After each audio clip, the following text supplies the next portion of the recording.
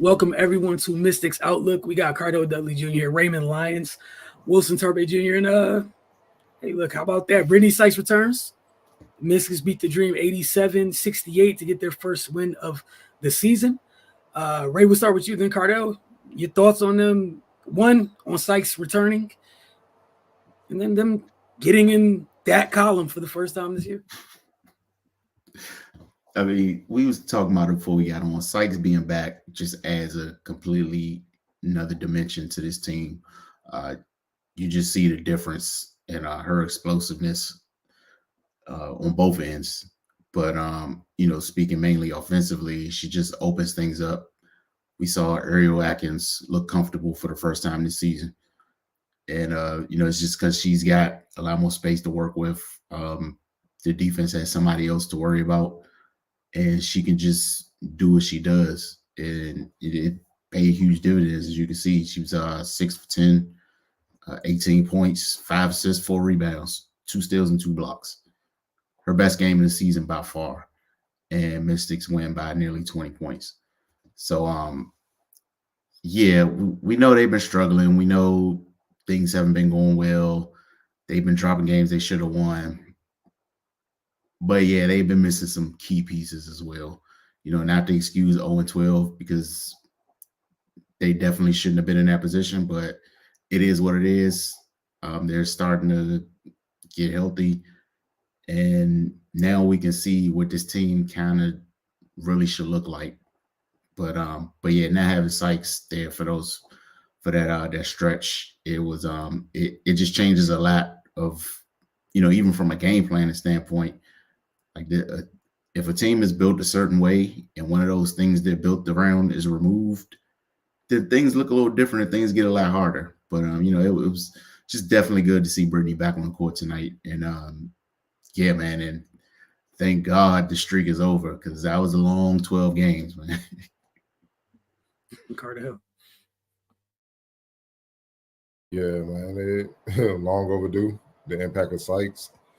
Obviously with her, can't gang up on Atkins and say someone else beat us, especially in the fourth quarter. And you kind of got your dynamic duo back, man, and not just on the offensive end, on the defensive end.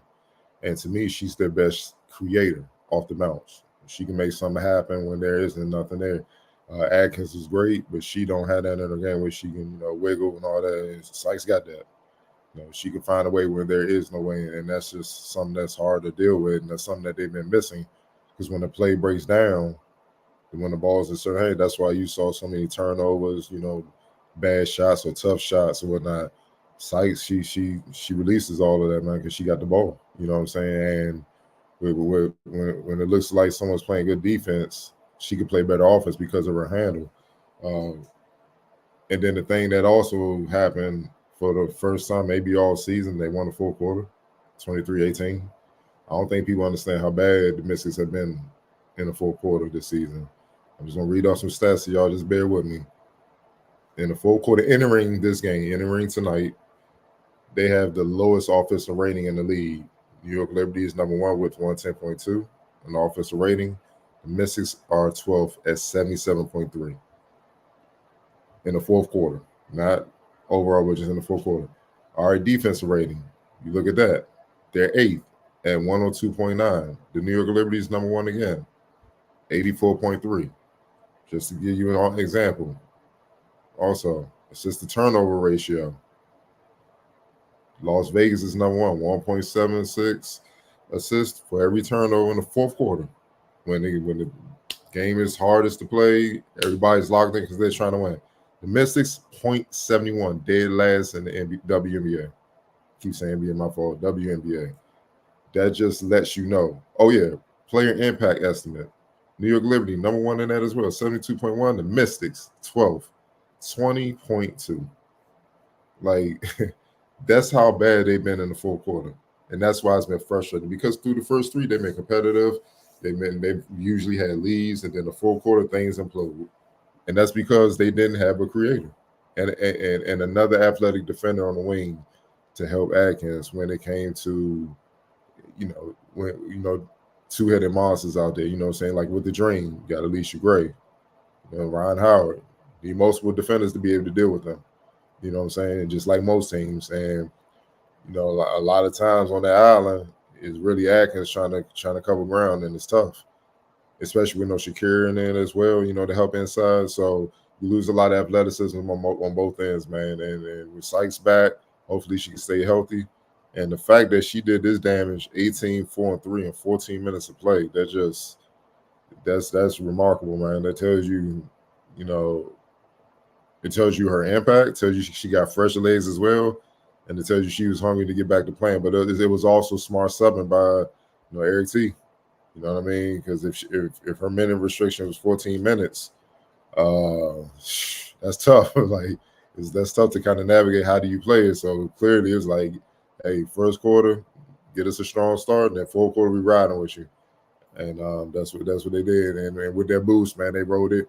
They withstood a run from Atlanta in the second quarter. They got beat 18-13. Then the second half, it was all misses, man. They were able to sustain for the first time all season, man. So for them moving forward, they just got to pile up win streaks. Win like 3 or 4 here, and maybe you drop one, win another 3 or 4, then you be right back in the mix. Yeah, and these are things you guys have been mentioning, in past after some of the most recent games. And Cardell reading off them stats in the fourth quarter, it literally just speaks to the things that we've been saying after each and every game that have almost become a recurring theme. Those numbers literally just support that. They support what we see, what we've been talking about. That's why it's been frustrating, because they're not inept. They're not. It's not the least talented team in the league or anything like that. It's not like they're the worst coached in the like. It's not one of the. It's not an easy thing. It was. Why can't you just get right down the stretch? To you know what I'm saying? To secure the work that you did in the previous 3 quarters and whatnot. And yeah, to know that they were bottom of the league in some of those cases, to to that level is kind of nuts. But yeah, it was good seeing them close out a game, because, like you said, they haven't. They didn't give up a 20-point quarter in this one at all. And also, just the turnovers were down. Like, again, all the things you guys have been talking about. And credit to Sykes for getting through the 14 minutes a night. I'm sure they can't wait to have her out there for longer stretches. And the other thing it did was they came into this game having the most productive bench in the league. It strengthened their bench to another notch too, because now Van Loo, Maisha at times have been having to be in different spots in the lineup. Van Loo specifically having to fill in for Sykes, goes back to that second unit, and that group just got another boost. It's another night when the bench had more than 20 points. They were well, I think they had 30 plus in this one. Yeah, there's signs of a good team in there. It's just hard to see it because of the results and how they close games or fail to do so through 13 games. But again, it's good to see them get a win. You guys know I got to ask it. I think I know the answers, but here I'll put it up on the screen. I'm not going to ask. Definitely Sykes. And another thing about that full quarter tonight, only 4 turnovers. Yep. That's huge. Mm-hmm. They've been calling that thing. Go ahead, Ray. Oh yeah, no, Sykes for sure. And I ain't even going. I'm gonna save you some time. That's my X factor too. It is what it is, man. Like she just gave them completely new life.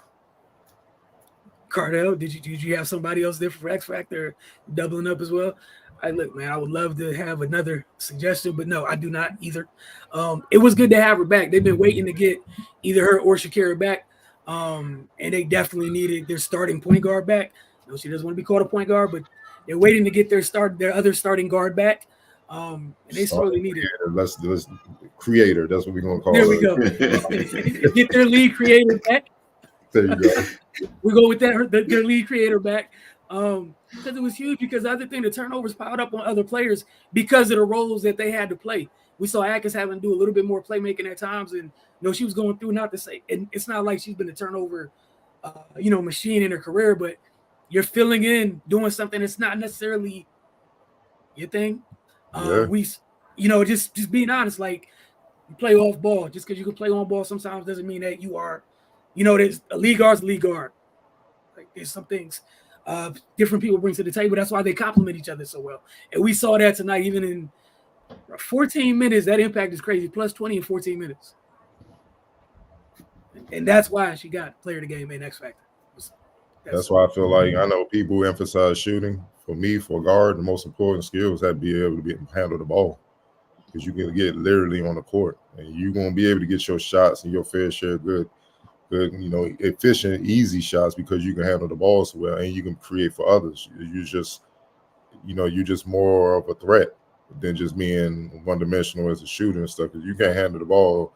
A good defender will be able to shut that down eventually, or a good defensive team. So, like I said, Van Loo can handle the ball, but she don't have the athleticism and size that Sykes has to be able to complete those plays. And sometimes she just get careless. You know what I mean? Like, I'll be like, yo, what are you passing to? It's unnecessary to throw that type of pass. But Sykes, she's a matchup nightmare. Just got to keep her healthy. And like you said, they were built for her.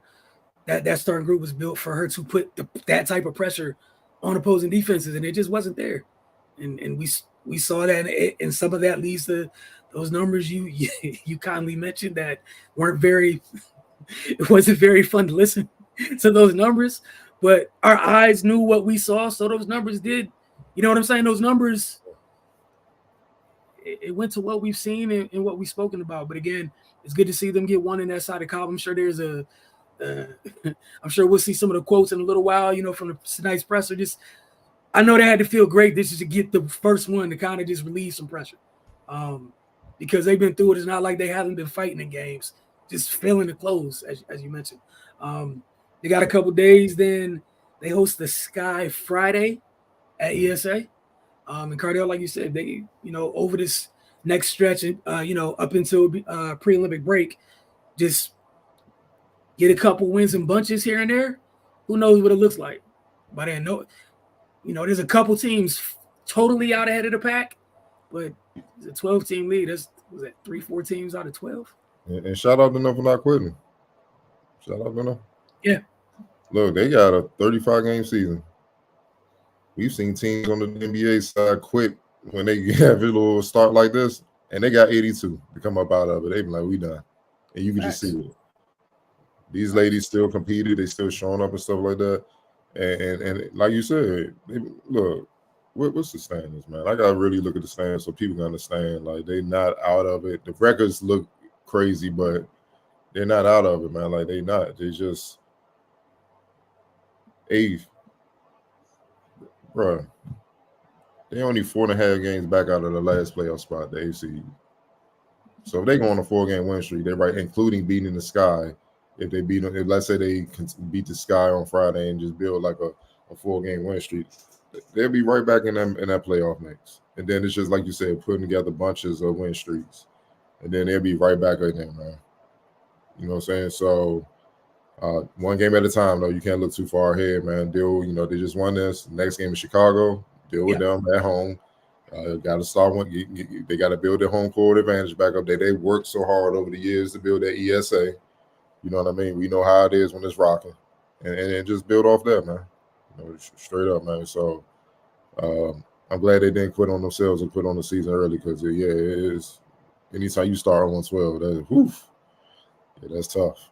I love you brought that up, because it shows the character of this group that early. They definitely could have mailed it in already. The way that things were going, and you're still right here, not to mention this was the 13th game. 8 of the 13 have been on the road. So you still got a stretch in the schedule where you're going to have some groupings of home games, as you mentioned. We kind of get some of that back. It's early, bro. Look at the defending champs. They won a game above 500. Mm-hmm. Now Chelsea's not there, but still, they got most of their quarter.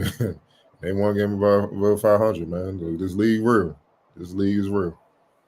But again, it was great to see them get their first W on the season, and we'll see how things go. See if they can make it 2 Ws come Friday. Thank y'all for tuning in. We'll check on y'all after Friday's game. Again, they're taking on the Chicago Sky at ESA Friday night.